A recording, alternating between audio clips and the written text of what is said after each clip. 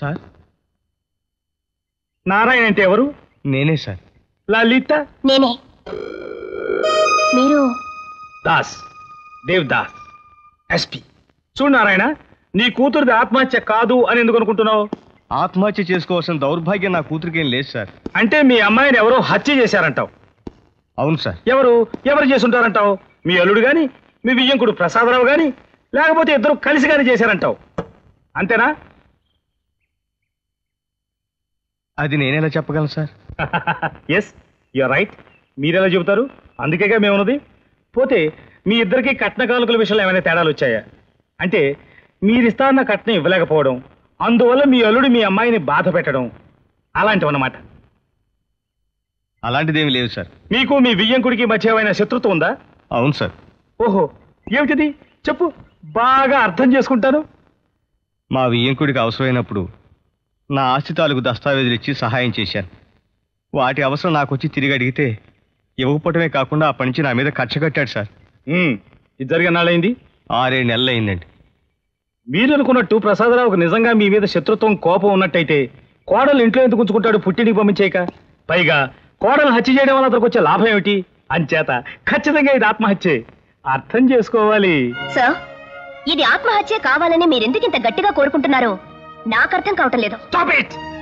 నేను ఎవరిని అడిగితే వాళ్ళే సమాధానం చెప్పాలి. నేను నీతో మాట్లాడటం లేదు. Keep quiet. అర్థం చేసుకున్నావా? అర్థం చేసుకోవాలి. ఇంతకు ముందోసారి మీ అమ్మాయి జ్యోతి ఆత్మహత్య ప్రయత్నం చేసింది కదూ? లేదండి, విషప్రయోగం జరిగింది. అంత ఖచ్చితంగా ఎలా చెప్పగలవు? ఇదే విషయం ఎస్పీ వర్మ గారికి చెప్పినప్పుడు కూడా. Stop it! ఇప్పుడు ఈ కేసుకి వర్మకి సంబంధం లేదు. ఈ కేసు దర్యాప్తు చేస్తోంది నేను. అర్థం చేసుకోవాలి. ఇంకా చెప్పుకోవాల్సింది ఏదైనా ఉందా? లేదు సార్. ఆల్రైట్, వస్తాను. ఓసారి ఇలా రండి. నేను చెప్పేది సరిగా అర్థం చేసుకోవాలి. హత్య అయినా ఆత్మహత్య అయినా జరిగింది చావు అన్నది ఒక్కటే. జరిగింది ఏదో జరిగిపోయి, ఎవరిని శిక్షించినా శిక్షించకపోయినా చచ్చిపోయిన వాళ్ళు తిరిగి రారు కదా.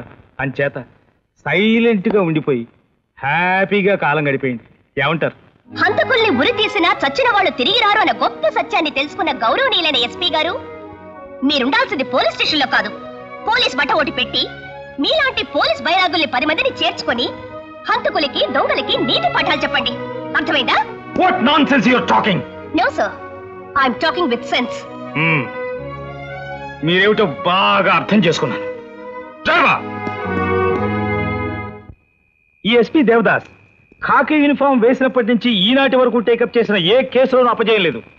నేనే కేసు అయినా తప్పు అన్నానంటే తప్పు, ఒప్పు అన్నానంటే ఒప్పు. అది హత్య అన్నానంటే హత్య, ఆత్మహత్య అన్నానంటే ఆత్మహత్యే.